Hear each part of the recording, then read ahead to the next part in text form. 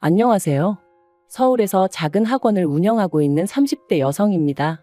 입시 전문은 아니라서 학생 수가 많지는 않은데 그래도 입소문이 나서 저 하나 먹고 사는데 크게 문제는 없네요. 친정 부모님은 그러지 말고 지금이라도 하고 싶은 공부가 있으면 외국에 나가는 게 어떻겠냐 하시지만 그러고 싶은 마음도 크지 않고요. 아무튼 오늘은 아이들이 학교에서 체험학습을 가는 날이라 학원도 쉬기로 했어요. 그래서 모처럼 시간도 났겠다. 게다가 새해잖아요? 그래서 겸사겸사 지난 일은 털고 간다는 마음으로 제 과거 이야기를 해볼까 합니다. 가벼운 마음으로 들어주세요. 어려서부터 경제적으로 넉넉한 환경에서 자랐지만 제가 대학에 들어가자 친정아버지가 이제 용돈은 스스로 벌었으라 하셨어요. 학비를 비롯해 학업에 필요한 게 있다면 얼마든지 지원해주겠지만 친구들하고 어울린다거나 저를 꾸미는 비용은 직접 벌었으라는 뜻이셨죠. 처음엔 솔직히 청천벽력 같았습니다. 그도 그럴 것이 막 20살 되었지. 원하던 대학에 합격도 했지. 한마디로 친구들하고 어울려서 즐겁게 놀고 싶은 마음뿐이었거든요. 하지만 저희 아버지께선 한다면 하시는 분이고 한번 뱉으신 말은 어떻게든 지키시는 분이세요. 그래서 어쩔 수 없이 바로 아르바이트를 시작했습니다. 다행히 친구의 소개로 바로 과외를 할 수 있었죠. 그런데 그렇게 과외를 해보니까 가르치는 일이 제 적성에 맞더라고요. 그래서 아예 그 길로 진로를 잡고 대학교 2학년 때부터는 학원에서 일을 시작했습니다. 참고로 주변에서는 그럴 것 같으면 차라리 임용고시를 보는 게 어떻냐 하기도 했지만 저는 언젠가 제가 하는 일을 사업화시키고 싶은 욕심도 있었기에 학원으로 노선을 잡았던 거예요. 그런데 어느덧 세월이 흘러 제 나이 33이 되었을 때 소위 사람들이 말하는 현타가 왔습니다. 주변을 둘러보니 어느새들 그렇게 결혼하고 애 낳고 참고로 시집 안 간 친구들도 많았지만 저는 비호는 생각해 본 적이 없었기 때문에 그런 친구들은 별로 눈에 들어오지 않았네요. 아무튼 그때 친구 중 하나가 자기는 자기 남편을 결혼정보회사를 통해서 만났다며 저도 그런 회사에 한번 등록을 해보면 어떻겠냐대요. 그러면 쓸데없이 시간 낭비는 안 해도 된다면서 말이죠. 그리고 그땐 그 친구가 저를 소개하면 소개비를 받는다는 건 꿈에도 상상을 못했기에 그저 친구가 정말 저를 걱정해서 해주는 말이라고 생각했어요. 그래서 친구만 믿고 친구가 소개하는 회사에 등록했습니다. 그리고 그곳에서 이제는 과거가 되어버렸지만 남편을 만나게 되었지요. 첫 만남에서 제가 10분 일찍 약속 장소에 도착했는데 남편은 저보다 더 일찍 나와 있었어요. 별거 아닌 것 같았지만 기분은 좋대요. 뿐만 아니라 저는 취미로 기타를 치곤 했는데 남편이 기타에 대한 지식이 해박하더라고요. 이때만 하더라도 업체를 통해 남편이 미리 제 취미 생활을 알고 나왔을 줄은 꿈에도 생각을 못했어요. 그저 저랑 관심사가 비슷하고 그래서 그쪽으로 아는 게 많은 거라고만 생각한 거죠. 아무튼 덕분에 식사하는 내내 대화가 끊이질 않았으니 그리고 그날의 호감이 만남으로 이어져 저희는 결혼까지 약속하게 되었습니다. 그런데 결혼식까지 딱 2주를 남겨놓은 시점에서 남편이 미안하다며 충격적인 이야기를 꺼냈어요. 그건 바로 남편이 저와 상의도 없이 주식을 해서 결혼자금으로 준비해놨던 1억을 전부 날렸다는 거였죠. 처음엔 멍했어요. 방금 내가 무슨 이야기를 들은 건가? 현실감이 없었다고 해야 할까요? 제가 도대체 무슨 생각으로 그런 거냐고 화를 냈더니 그래도 자기가 남잔데 반반 결혼은 좀 모양이 빠지는 것 같아서 그랬다는 거예요. 어이도 없고 황당해서 뭐라고 할 말도 마땅히 떠오르지 않을 정도였습니다. 유치하고 단순한 남편의 사고방식에 정말 크게 실망하기도 했고요. 하지만 결론부터 말하자면 파혼은 하지 못했어요. 가족, 친구, 지인들은 물론이고 제 수업을 듣는 학생들까지 모두가 제가 결혼한다고 알고 있는데 어떻게 파혼 이야기를 꺼내야 할지 생각만 해도 눈앞이 캄캄했거든요. 그래서 너무나 한심한 결정이었지만 그냥 안고 가기로 했네요. 사람이 살다 보면 실수도 할 수 있는 거고 범법 행위를 한 것도 아니니 돈이야 다시 벌면 되니까 사람의 됨됨이만 보자, 마음씨만 보자. 나름대로 어떻게든 합리화를 시키면서 저 편한 대로 생각하기로 했던 거였죠. 그래도 그때는 남편이란 인간에 대해서는 나름대로 믿음과 확신은 있었거든요. 적어도 인간 됨됨이는 괜찮은 사람이라고요. 물론 친정부모님은 크게 반대하셨습니다. 요새 이혼하고 잘 사는 사람도 얼마나 많은데 파혼 그까짓 게 대수냐면서 저더러 정신 차리라고요.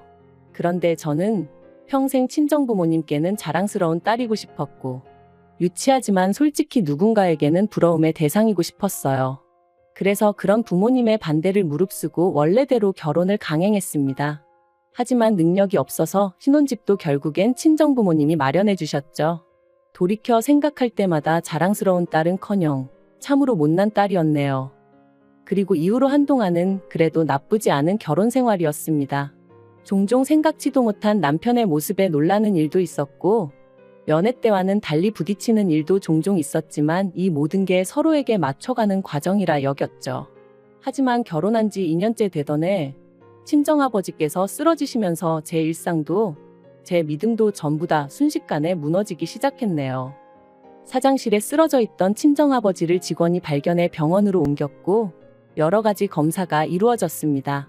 그리고 그 검사 과정에서 쓰러지신 이유는 단순히 과로 때문으로 밝혀졌지만 진짜 문제는 친정아버지가 위암이셨다는 거였죠. 거기다 암의 위치와 상태가 안 좋아서 다른 장기로 전이 가능성이 높으셨기에 흔히들 생각하는 복강경 수술이 아니라 개복 수술로 위절제까지 하셔야 됐고요. 그런데 이런 상황에서 남편이 보여준 반응은 황당하기 짝이 없었어요.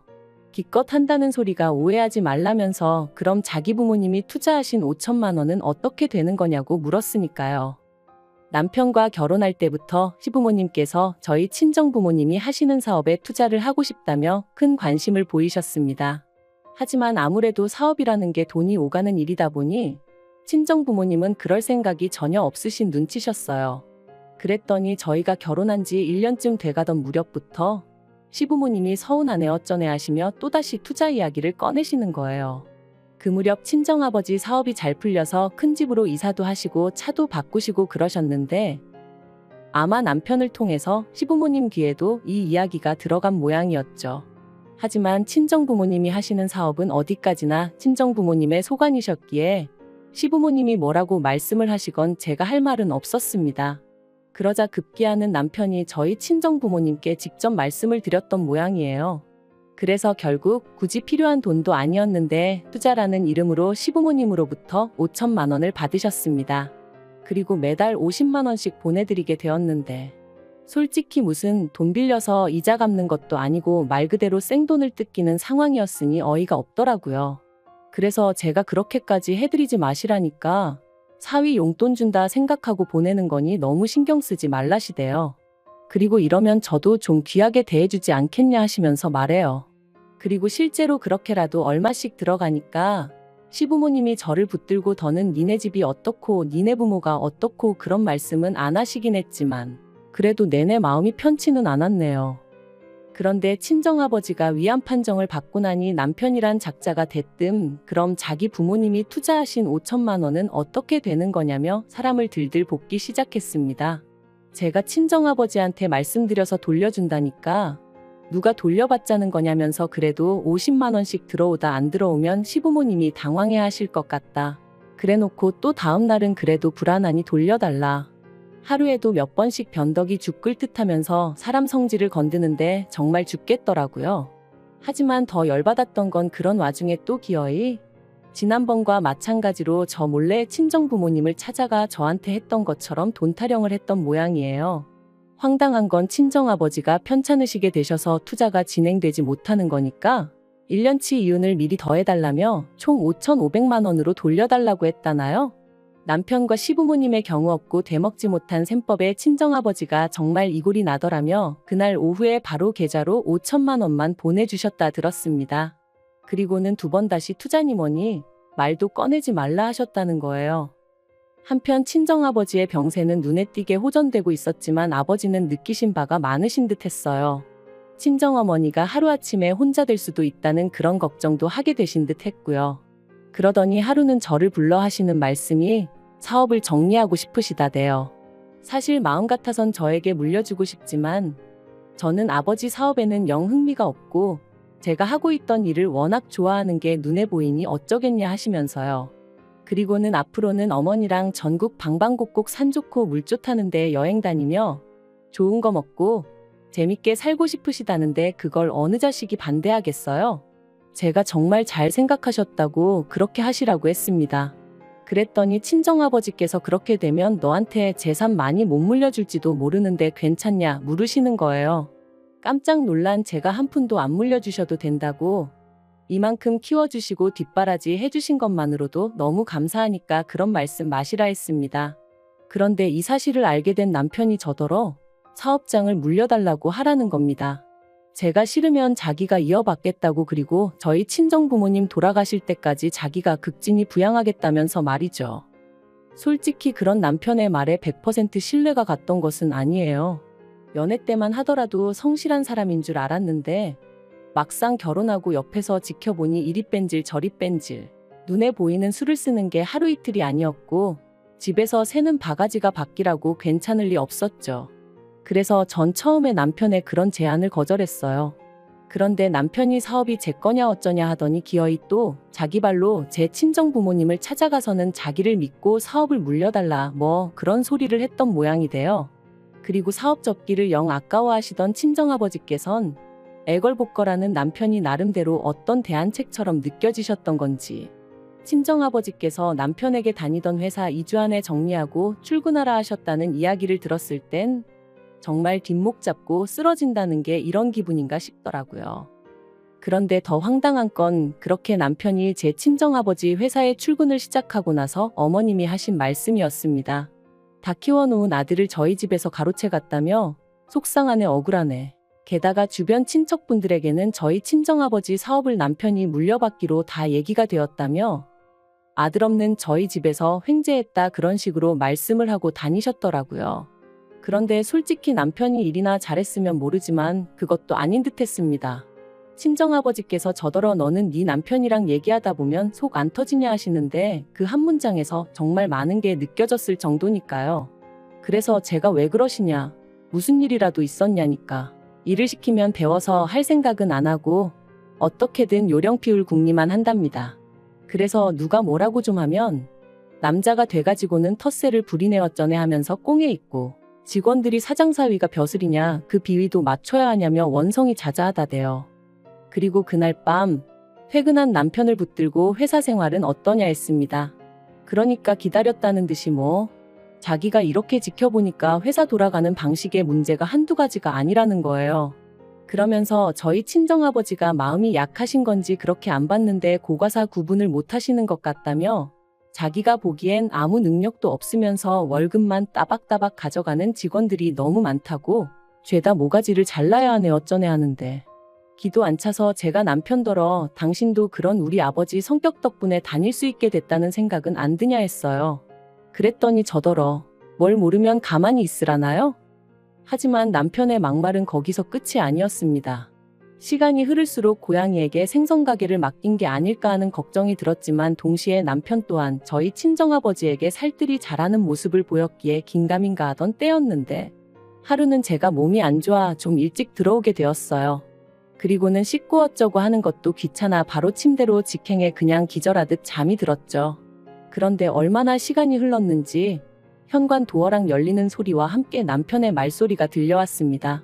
그래서 아는 체라도 하려고 나가려는데 남편이 뭐가 그렇게 재밌는지 웃으면서 한다는 소리가 얼마 안 남았어요 하더니 일단 회사 사람들 다 내 편으로 만들고 나면 밀어내야지. 죽을 때까지 어떻게 기다려요? 그러대요.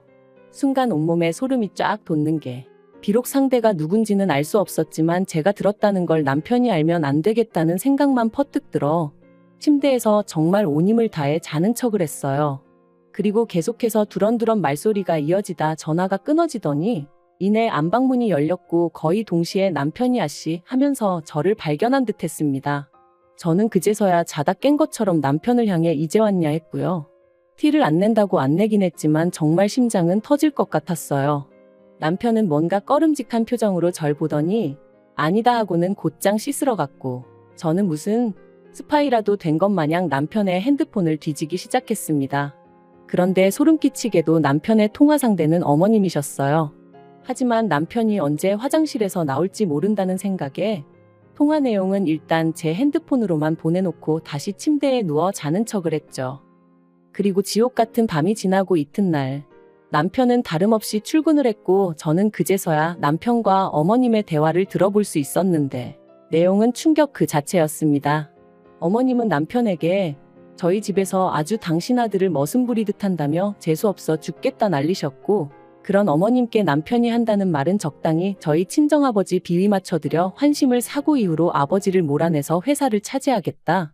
그러면 그때부턴 어머님한테 한 달에 100만 원이 뭐냐 200, 300도 드릴 수 있다.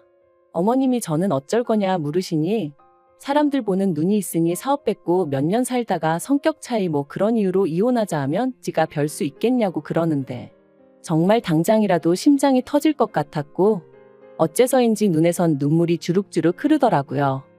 그리고 무려 이틀 동안 저는 남편의 가증스러운 면상을 보면서 이 일을 어찌할지 고민을 거듭했습니다. 경찰에 신고를 해야 하나, 그냥 내가 먼저 이혼하자고 해야 하나. 하지만 결국 저는 제 나름대로 눈에는 눈, 이에는 이를 시전하기로 했어요. 그래서 남편에게 적당한 핑계를 둘러대며 양가 부모님을 모시고 식사 자리를 마련했죠. 어머님은 벌써부터 당신 아들이 사장이나 된 줄 아셨는지 있는 대로 콧대가 높아져 계셨는데 아마 모르는 사람이 봤으면 어머님 아들이 저희 가족 먹여 살리는 줄 알겠더라니까요. 한편 어느덧 분위기가 무르익어 갈 때쯤 제가 사실 양가 부모님을 모신 데는 다 이유가 있다 하고는 남편 앞에 서류 봉투를 내밀었습니다. 남편은 영문을 모르겠다는 표정으로 저를 잠시 보더니 무슨 김칫국을 처마셨는지 이거 뭐 계약서 같은 거냐며 싱글벙글 봉투를 열어보더라고요. 하지만 그 서류 봉투 안에는 제가 먼저 작성한 이혼신고서가 들어있었어요. 당연히 남편 얼굴은 이미 잿빛이 되어서는 이게 지금 뭐 하자는 거냐대요. 어른들까지 다 모셔놓고 이게 무슨 짓이냐며 말이죠. 그래서 제가 제 핸드폰에 있던 어머님과 남편의 통화를 틀었습니다. 아니나 다를까 이내 어머님과 남편은 저더러 끄라며 난리가 났고 아버님과 저희 친정부모님 표정은 있는 대로 심각해졌지요. 제가 남편더러 내가 이 내용을 듣고 얼마나 소름이 끼쳤는지 아냐고, 그런데 내가 너랑 살고 싶겠냐 했습니다. 친정아버지께서도 머리 검은 짐승은 거두는 게 아니라더니 당신이 아주 헛짓거리를 했다며 크게 노하셨고요. 그리고 당연한 결과로 친정아버지가 남편을 해고하셨어요. 남편이 억울하다 자기의 능력만 봐달라 그러며 매달렸다는데 친정아버지가 너무 어이가 없어서 콧방귀가 다 나오셨다네요. 그런데 문제는 친정아버지 회사에서 잘리고 나니 남편도 눈에 뵈는 게 없었는지 더더욱 이혼은 못 해주겠다고 나오더라고요. 그래서 결국 소송했고 1년 만에 이혼했네요. 다만 법이라는 게 남편이 어머님하고 그런 통화를 했을 뿐이지 그렇다고 직접적으로 저희 친정아버지한테 어떤 위해를 가한 것은 아니라 그에 대한 책임을 물기는 어렵다는 거예요. 황당했지만 나라법이 그렇다는데 제가 뭘 어떻게 할 수가 없잖아요? 그래도 소송 자체는 제가 승소하여 이혼하게 되었으니 그걸로 만족하는 수밖에 없었네요. 그런데 그렇게 이혼하고 나서 반년쯤 지났을 땐가 남편에게 연락이 왔어요. 어이없게도 한다는 소리가 이제 이혼해서 완전히 남남이니까 자기가 다시 저희 친정아버지 회사에 이력서를 넣겠다는 거예요. 그리고는 한때 자기를 정말 사랑했던 게 사실이라면 눈 딱 감고 자기 좀 뽑아주라고 친정아버지한테 말 좀 해달라면서 자기가 집에 있으니까 어머님이 너무 속 터져 하신다고 저더러 어머님 성격 잘 알지 않냐면서 좀 도와달랍니다. 정말 황당하고 어떻게 사람이 이렇게 뻔뻔한가 싶더라고요. 그리고 물론 그런 소리를 듣고 제 마음이 흔들렸을 리가 있나요? 미치려면 곱게 미치라고 그랬습니다. 사람이 더 이상 잃을 게 없으면 염치고 체면이고 그런 것도 없나 보죠? 정말 사람 달리 보이더라니까요. 뭐 어쨌든 지 인생 시궁창처럼 살든 말든 제 알바는 아니니 더는 연락 같은 거 안 해줬으면 좋겠네요. 당분간은 뭐가 됐건 간에 저 스스로 제 자신을 돌보며 지낼 생각입니다. 사람 보는 눈도 좀 기르고요. 그리고 그렇게 건강히 지내다 보면 또 어떤 식으로든 행복이 찾아와 주겠죠?